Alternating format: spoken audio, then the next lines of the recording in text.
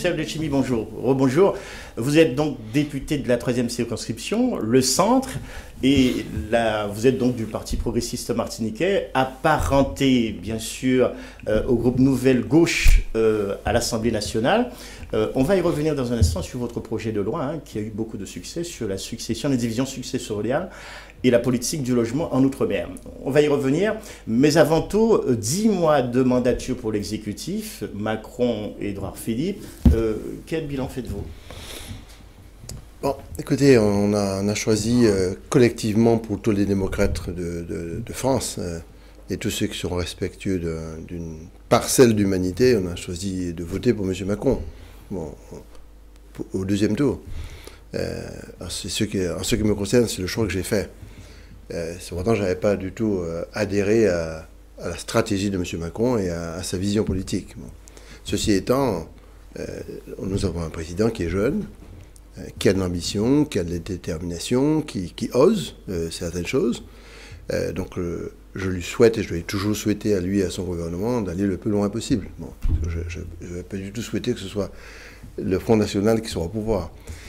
Cependant, nous restons extrêmement vigilants, parce que je siège à la Nouvelle Gauche, c'est-à-dire dans l'opposition, une opposition constructive, pas une opposition bête et méchante, de telle sorte qu'on puisse à la fois l'accompagner quand il le faut, mais rester sur les idées, les valeurs et une philosophie de gauche, solidaire, sociale, où on est capable d'avoir une croissance économique qui ne pénalise pas, qui ne crée pas des inégalités systématiquement et qui donne une prospérité partagée à la France et au monde entier.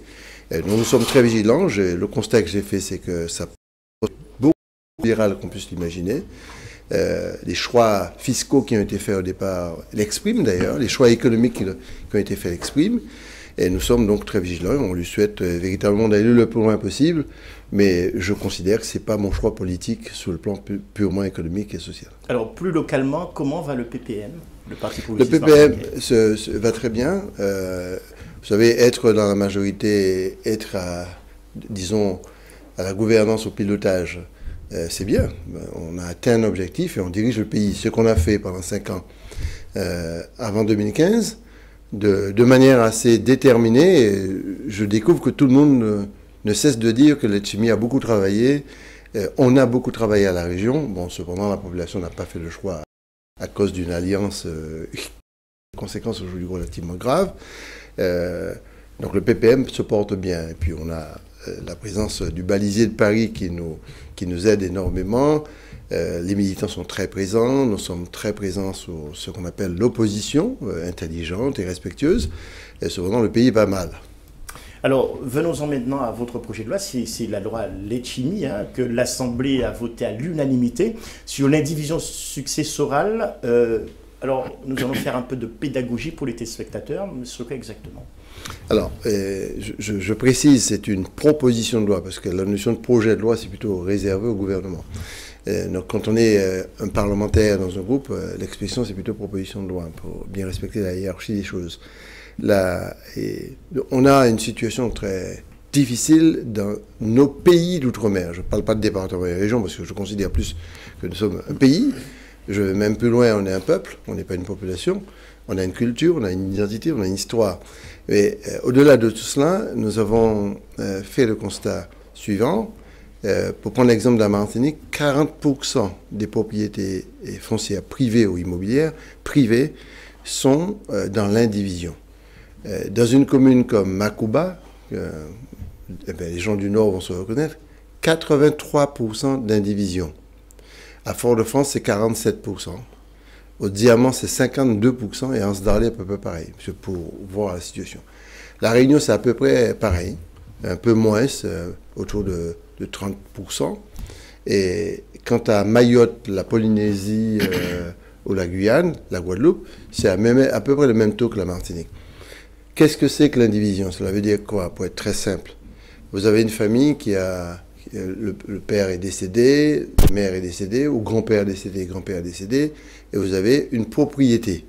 Cette propriété, ça peut être un terrain avec des maisons dessus, ça peut être un bâtiment, ça peut être plusieurs choses. Bon. Cette propriété tombe 6 mois après dans une procédure successorale. Bon. Cette procédure successorale, vous êtes automatiquement dans l'indivision, parce que vous êtes plusieurs propriétaires. La loi dit quoi? Si vous voulez sortir de l'indivision, vous devez absolument avoir l'unanimité des indivisaires, c'est-à-dire de ceux qui sont propriétaires d'une parcelle de propriété sur le bâtiment en question. Donc, si ni 30 personnes qui héritiers, les 30 doivent signer. Et si vous avez 30, et dans les 30, vous avez des petits-enfants, etc., ça monte à... Et les parents sont décédés, ça peut monter à 40-50. Alors, prenons un exemple de 50 personnes, c'est le cas souvent. Hein. Eh bien, 50 personnes, vous devez avoir 50 signatures. Si vous n'avez pas les 50 signatures, vous restez dans l'indivision. Et à ce moment-là, vous ne pouvez sortir de l'indivision que par une voie judiciaire. L'article concerné, c'est l'article 815.5.1 du Code civil qui vous dit clairement, eh bien, c'est la voie judiciaire. Parce que s'il y a un monde qui paie là, c'est-à-dire quelqu'un qui ne parle pas, la personne n'a pas besoin de dire mon compte, hein, qui est, je ne sais pas où, ici ou ailleurs, peu importe, et qui dit, je ne suis pas intéressé par ça, cette personne, sans s'exprimer, peut bloquer. Donc la voie judiciaire veut dire que le juge va ordonner par licitation, c'est-à-dire par appel d'offres, quoi, enfin, partage comme ça, quoi, entre les gens, et ou encore en faisant ce qu'on appelle une distribution sous la forme d'une licitation. Cette licitation, elle est judiciaire. C'est-à-dire que la seule possibilité, c'est que le juge tranche. Et quand le juge tranche, cela veut dire que c'est une violence vis-à-vis des autres. Donc nous avons décidé, au lieu d'avoir la majorité absolue, c'est-à-dire l'unanimité 100%, eh bien à 51%, on peut faire la division successorale. Eh bien, cette division-là est faite, et donc de manière exceptionnelle. Nous avons obtenu ce que la loi ait une durée de vie de 10 ans. Au bout de 10 ans, on verra son renouvelle, pour permettre de passer de 100% d'indivisaires à 51% d'indivisaires. Bien entendu, il faut respecter le droit des autres, c'est-à-dire de ceux qui ne sont pas dans la majorité, dans les 51%. Les 49% pourront faire des recours, notamment devant le notaire pour dire « moi pas d'accord parce que yo les ai moins, yo ba monter qui a dans la ravine, et il faut un moyen pour monter qui a tête bonne. » Oui, ça arrive très souvent. Ouais. Ou vous savez, quand la maison est abandonnée, donc la maison reste au sol, et il y a surtout un qui dit, bon, mais je paye les impôts, je vais nettoyer le terrain, etc. etc. Bon, le Code civil permet quand même déjà de faire certaines choses, notamment de pouvoir nettoyer, de faire ce qu'on appelle des actes d'administration, pouvoir louer la maison, pouvoir faire un bail, pouvoir l'entretenir, pouvoir vendre un meuble, si vous voulez vendre un meuble à l'intérieur. À la majorité de 2 tiers, vous pouvez faire ça. Mais il faut avoir la majorité de 2 tiers. La 2 tiers, c'est quand même 66-67%. Donc on est dans une situation difficile. Donc nous avons trouvé cette solution qui a été acceptée après un long débat au Parlement, parce que quelle est la conséquence pour nous? C'est la question que j'avais posée. Pourquoi autant d'enthousiasme autour de cette proposition de loi? Simplement parce que c'est un drame. Parce que c'est, premièrement, de très nombreuses familles se trouvent dans un cancan. Vous savez ce que ça veut dire cancan? Bon. Tout à fait. Bon. Et donc, la Djérapétanka est là, tension, vous avez les plus démunis qui ne peuvent pas payer un avocat, il faut couper un notaire, il faut couper un expert immobilier. Bon. Et c'est une vraie histoire, une violence qui s'installe. La deuxième chose, les gens sont... Donc les gens qui souhaitent sortir de ça sont très contents de ça. C'est pour ça que chaque fois que je fais des réunions, il y a 200-300 personnes. C'est pas parce que les gens trouvent à travers ça une solution pour sortir de la situation. Mais le drame aussi, c'est que vous avez un bien. Par exemple, on a un bien qui vaut 1 million, les autres 10, chaque monde a attrapé 100 000 euros. Mais si il y a une part million qui n'a pas besoin d'argent, il bloque les autres. Tu ne peux pas avoir tes 100 000 euros. Ces 100 000 euros, tu aurais pu financer les études de ta fille ou de ton fils, payer un loyer by Paris ou Martinique, j'en sais rien. Ou bloquer quoi. Ça bloque la famille. Et une autre conséquence très importante, c'est que si vous voulez faire une promotion, vous voulez habiter, vous voulez aller en parcelle de 800 mètres carrés, le construire en caille, vous ne pouvez pas faire puisqu'il n'est pas partagé. Ça concerne le partage et la vente. Et la dernière chose, c'est que les conséquences sanitaires sont très graves. Chikungunya, dengue, zika, en lemoun, puisque lorsque les maisons sont abandonnées comme ça, il suffit d'aller à Fort-de-France ou en Pointe-à-Pitre, donc on l'ovier, caille, et puis zébalay. Tout partout, rate, ravette, dengue. Pire que ça, des fois les maisons sont squattées. Et l'oignon bandit qui entre en ça, et puis tu as un vrai problème pour l'enlever, parce que c'est vraiment une violence pas possible. Et la dernière chose, économiquement, on est bloqué. Je prenais l'exemple de ce que disait Guedbello à l'Assemblée. Il disait qu'il a 5000 hectares à la Réunion bloqués. 5000 hectares. Et vous imaginez que quand on parle de 83% à Makuba en indivision successorale non réglée, ça veut dire quoi? Mais il y a une possibilité d'intervention que sous 17%. Parce que si 83% bloqués, il a une marge de manœuvre sur ça. Et on a d'ailleurs l'expression d'un dépérissement des centres-bourgs dans certaines communes, notamment à Makuba. Quand vous traversez Makuba, vous voyez beaucoup de maisons fermées. Donc vous êtes un peu pris avec ça. Et le dépérissement urbain, dépérissement commercial, dépérissement économique. Donc c'est pas seulement une loi qui règle un problème juridique, c'est une loi qui a une portée économique, sociale et aussi familiale. Alors en résumé, c'est une proposition de loi très attendue en Outre-mer et très importante, et qui est nécessaire. Ah, c'était très attendu. Moi-même, je n'ai pas imaginé que l'autre a une telle portée là, parce que quel que soit le monde qui est Martinique, Guadeloupe, Guyane ou ailleurs, là, il y a un monde qui est dans une situation de division. Et même en parle Kaoulé, c'est que chaque monde à la ronde, autour de 100 mètres à la ronde, il y a un caille qui est bloqué parce qu'il y a une indivision. Il y a une route célèbre qui s'appelle la route de la folie. D'ailleurs, le nom de prémonition, c'est une folie. Bon. C'est-à-dire, sur à peu près 300-400 mètres, vous avez 12 maisons en indivision et 8 collées. C'est-à-dire 8 maisons, une bolotte collées. Et j'ai fait un petit calcul technique. Sur ces 8 maisons, on pouvait mettre 67 maisons. C'est-à-dire, le blocage immobilier est terrible. Et quand vous avez une ville qui se vide parce qu'il y a de l'indivision, ça veut dire que vous ne pouvez pas repeupler cette ville parce que vous n'avez pas la main dessus, sauf exproprier les familles ou des procédures qui sont compliquées. Alors, dans cette proposition de loi, il y a aussi ce que l'on appelle l'élan, enfin, élan, évolution du logement, aménagement numérique. Un petit mot là-dessus. Oui, c'est un slogan aussi, c'est une idée, il faut qu'il y ait cette perspective de construction de volonté. La seule chose qu'on sait, c'est que nous ne mettons pas une adéquation un peu mécanique entre sortie de l'indivision et programme immobilier. Parce que je n'ai pas voulu que ma loi soit une loi permettant à faire de la spéculation foncière immobilière. Je n'ai pas souhaité ça du tout. Il y aura ça, mais il n'y a pas que ça. Il y a surtout le patrimonial. Et Cabaret disait avec beaucoup d'intelligence, la députée de La Réunion, elle disait en fait cette loi va permettre de sauver le patrimoine. Elle a raison, parce que quelles sont les maisons qui sont en indivision depuis 10, 20, 30 ans? Ce sont souvent des maisons traditionnelles. Cases ou villas coloniales, parce que quand on parle de maisons traditionnelles, il n'y a rien qui penser. Il y a qui villa coloniale, il n'y a pas qu'à penser case-là. La case rurale et urbaine, il y a deux types de cases, rurale et urbaine, elle est importante. Donc si on laisse se détruire notre propre patrimoine pour remplacer par des bagailles carrés, conformistes et européens, bon, on est en train d'abandonner aussi notre culture. Donc ça va sauver aussi notre patrimoine. Salut Chimi, je vais vous proposer d'écouter l'intervention, de voir l'intervention de Justine Bénin.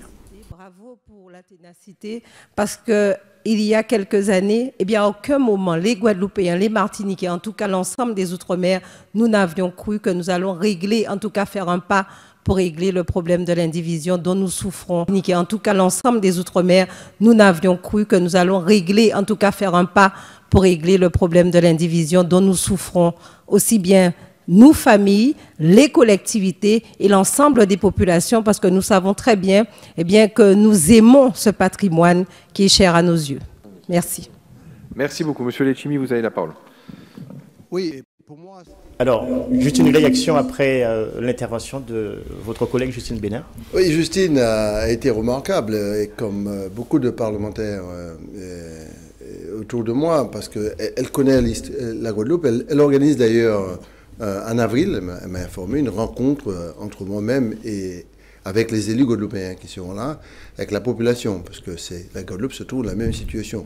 Mais j'étais à la fois surpris, mais agréablement surpris, et très attentif à ce qui se disait. Parce que quand vous faites une proposition de loi, vous écrivez cette loi pendant pratiquement 1 an. C'est un travail extrêmement compliqué. Et vous imaginez que le Code civil est une législation très difficile, assez ancienne, c'est le Code napoléonien. Et il faut rentrer dedans, on n'est pas tout à fait sûr de gagner toutes les batailles. D'ailleurs, on a souhaité, par exemple, une suppression des droits de partage, comme ça a été fait pour la Corse, on n'a pas obtenu ça. On a proposé aussi que pour les personnes qui ne sont pas intéressées par leur part, et je vous donne ma part, mais qu'à ce titre-là, en vous donnant ma part, je ne paye pas d'impôts, eh bien, on n'a pas gagné cette bataille-là, parce qu'on vous fait payer 30 à 60% d'impôts. La loi n'est pas parfaite. Une loi est faite pour donner une ligne, construire quelque chose, et demain, vous aurez des amendements pour l'améliorer. Je le souhaite vraiment.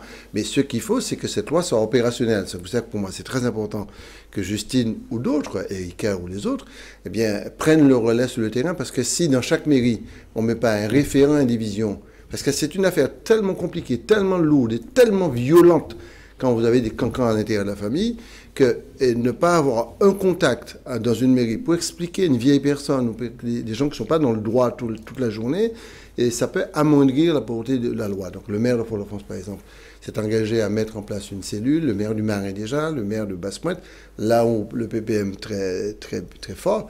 Et je pense que beaucoup de maires ou de collectivités ou de PCI pourront mettre en place cette cellule de contact de telle sorte qu'on puisse rentrer dans un processus de reconquête de nous-mêmes. La dernière chose, c'est que pour quelle raison ça m'a beaucoup touché, cette adhésion à cette loi à l'unanimité. Je rappelle que la loi est votée à l'unanimité alors qu'on est dans l'opposition. Bon, et on ne m'a pas flatté personne en plus. Hein. Et c'est pour moi très important parce que c'est la première loi vraiment de différenciation. Vous savez, M. Macron a parlé de différenciation, Madame et la ministre de l'Outre-mer, Girardin. Annick Girardin a parlé aussi de différenciation. Ça veut dire quoi? Ça veut dire que le PPM avait raison à tout le monde, au-delà même du PPM. Césaire tenait raison avant tout le monde. C'est-à-dire Césaire a toujours dit tropicaliser les lois. C'est pas respecter l'outre-mer. Parce que quand vous avez un texte de loi qui passe à l'Assemblée nationale, et puis à la fin texte, il y a un petit coup de soleil, un petit peu de coco, il a dit qu'il y a un petit article à concerner.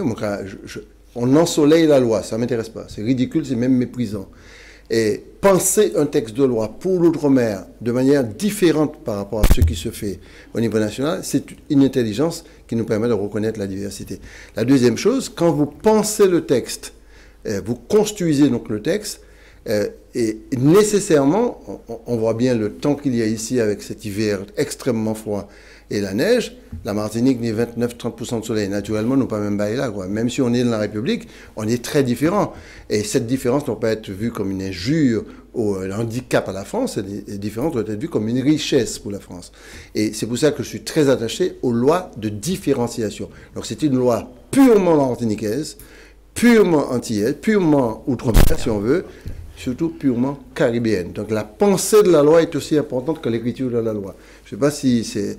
Pour moi, c'est peut-être la chose la plus importante, c'est avoir l'autonomie de la pensée, au lieu de parler de l'autonomie constitutionnelle systématiquement, d'avoir la liberté de construire une loi. C'est pour ça que je me suis permis de dire que ce n'est pas une proposition de loi, c'est pas un projet de loi, c'est une proposition de loi, parce qu'il se tient en tête, moi, il se tient en tête Lyon des Bougles, les notaires, les avocats locaux qui ont dit, nous avons ce problème que vous n'avez pas en France, en Hexagone, et nous allons le régler.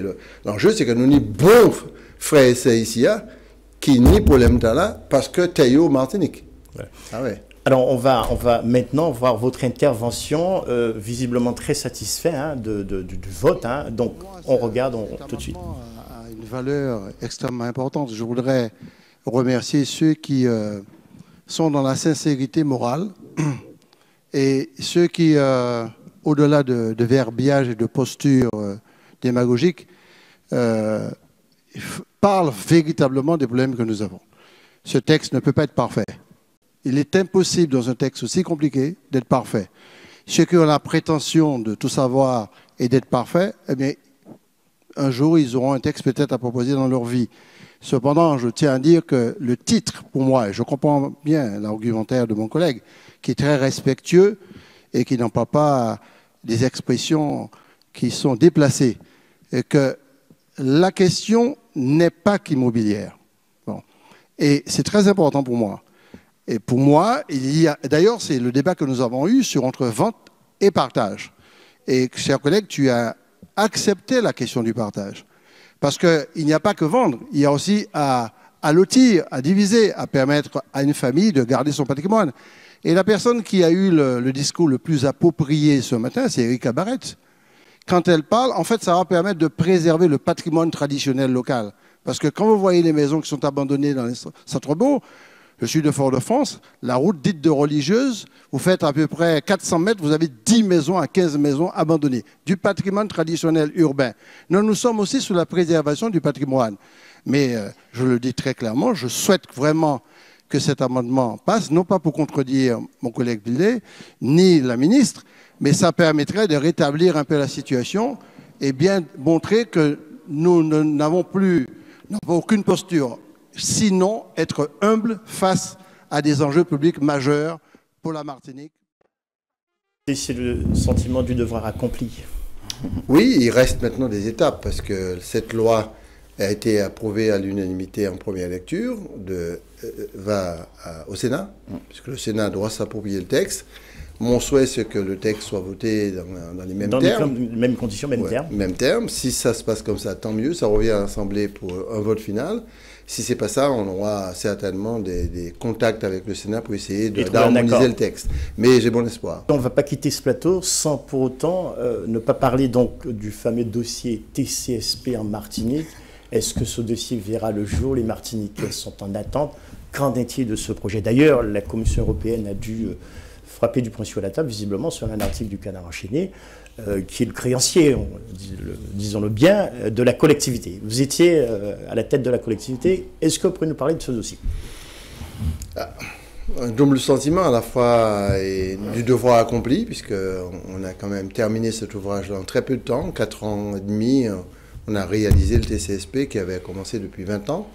Donc on a le sentiment de devoir accompli, puisque tout était prêt pour le fonctionnement. Et les BHNS, c'est-à-dire les bus à haut niveau de service, la voirie, la circulation, le stationnement, les gares, la billetterie, la concession, surtout plutôt la convention passée avec Mosaïque pour l'exploitation, puisque Mosaïque, qui est la structure d'exploitation du transport au centre-ville, par avenant pu bénéficier de l'exploitation, c'était juridiquement bien cadré. Donc il n'y avait rien du tout qui puisse bloquer le TCSP. Il y a malheureusement ce qu'on appelle les volontés politiques obscures qui décident de ne pas lancer cet outil pour des raisons totalement et purement politiques. Il n'y a rien, il n'y a pas d'argument ni technique, ni financier, ni quoi que ce soit pour son exploitation et son lancement. Alors, d'après ce que je comprends, on entend, il y a une volonté de changer l'exploitant. C'est de la folie pure, quoi. Parce que ça veut dire qu'il y aura un exploitant pour les bus Mosaïque classiques qui relient la montagne Fort-de-France-Chelcher, etc., Saint-Joseph, et puis un exploitant de TCSP. Si jamais on prend cette option-là, on est parti encore pour 2 ans. Ouais, parce qu'un appel d'offres, parce que pour choisir, nous sommes dans la République, on ne peut pas choisir directement, on est obligé de faire un appel d'offres. Il faut rédiger le cahier des charges, 6 mois.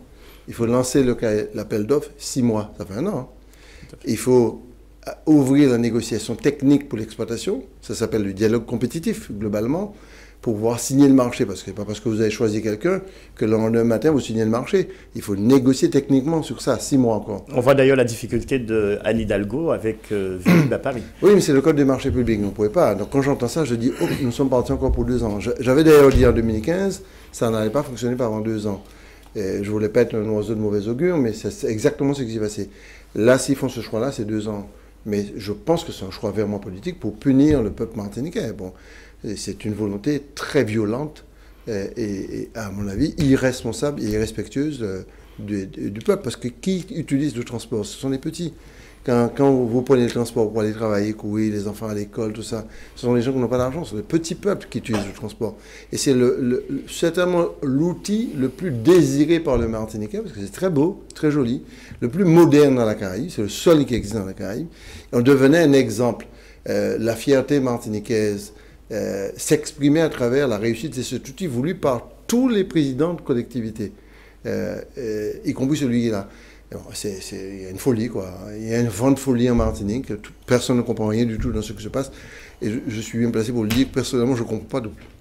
Alors, certes, vous n'êtes plus à la tête de la collectivité. Est-ce que vous gardez espoir de voir cet outil fonctionner avant la fin de l'année? On a réussi un exploit, la Guyane et la Martinique. La Corse, aujourd'hui, parle et va avoir sa collectivité unique. L'a eu récemment. Et la Corse revendique une structuration, une organisation un petit peu plus autonome. Ça, c'est le débat corse. Bon. Mais nous, on a, depuis quelque temps, les gens ne signalent pas ça, la Guyane et la Martinique ont mené une expérience de fusion des deux collectivités pour ne pas avoir deux institutions qui se marchent sous les pieds. Je ne sais pas si on se comprend. C'est-à-dire la Martinique était à la fois un département et sur le même espace, il y avait une région. En France, dans l'Hexagone, vous avez une région qui recouvre 4 ou 5 départements. Ce n'était pas le cas chez nous. Dans le même espace martiniquais était recouvert par un département région. Il y a une décamation à pilote, quoi. Bon, à quel moment le route départemental commence et se termine, etc. Et on a réussi l'exploit d'avoir une collectivité unique. Donc c'est un objet précieux de cohérence administrative et institutionnelle. Mais lorsque vous avez un bateau, vous mettez un pilote qui est capable de conduire le bateau. Je ne parle pas de moi. Pour moi, c'est bien. Là, on a fait un choix d'un pilote qui nous mène vers le gouffre, quoi. Donc, ça ne fonctionne pas du tout. Ça marche très, très mal. Mais ce n'est pas parce que le choix n'était pas bon, c'est parce que le pilote est mauvais. Le mot de la fin, monsieur le député, les yeux dans les yeux, est-ce qu'à un moment, vous aviez été tenté par un ministère, ne serait-ce que la Rio Dino, en l'occurrence le ministère des Outre-mer? Non, objectivement non. Je réponds directement à votre question, non. Parce que, bon, j'ai eu bien sûr des propositions, mais je n'ai jamais accepté parce que je n'ai pas fait le choix de vivre en France et je n'ai pas fait le choix étant autonomiste, je le dis clairement, tout le monde le sait, dans la République, mais pas indépendantiste, hein, autonomiste. C'est-à-dire, je pense qu'on peut, ce que je disais tout à l'heure, allier l'égalité des droits et le droit à la différence. Si on allie ça, on pourra faire quelque chose de bien. Donc, j'ai jamais souhaité ni voulu devenir ministre. Je vais voir pour l'avenir, mais pour l'instant, non, parce que je suis très attaché à faire mon travail sur le terrain et dans mon pays. Alors, faites-nous des confidences. Quel ministère qui vous aurait intéressé? Si la France fait un ministère du multiculturalisme, c'est-à-dire qui est capable de comprendre la diversité, capable de comprendre que la France est déjà un pays, non pas de la diversité, mais un pays multiculturel, capable aussi de reconnaître la puissance des pays d'outre-mer dans la sphère géostratégique et géopolitique mondiale. N'oubliez pas que la France est la deuxième puissance mondiale au monde, et deuxième puissance mondiale maritime, après les États-Unis. Et grâce à Kimoun, grâce à ces pays d'outre-mer, la France est le seul pays où le soleil ne se couche jamais. Ah oui, c'est très important, mais quelle est la réappropriation que nous faisons, nous, pour pouvoir être en harmonisation par rapport à nous-mêmes et construire des politiques de développement qui soient beaucoup plus modernes que les schémas éculés que nous avons fondés sur l'habitation. Donc ça, il faut absolument donner à notre jeunesse un nouvel espace d'avenir. Quand on va associer cette liberté d'initiative locale, cette reconnaissance mondiale de ces pays d'outre-mer dans une république et dans l'Europe, et qu'on aura fait le lien entre le numérique, la biodiversité et les politiques énergétiques, on aura reconstruit une nouvelle culture du développement. C'est tout mon combat. C'est pour ça d'ailleurs que je ne vais pas m'enfermer dans un poste ministériel quelconque. Je préfère continuer ce boulot très difficile parce que ce type de langage n'est pas toujours entendu.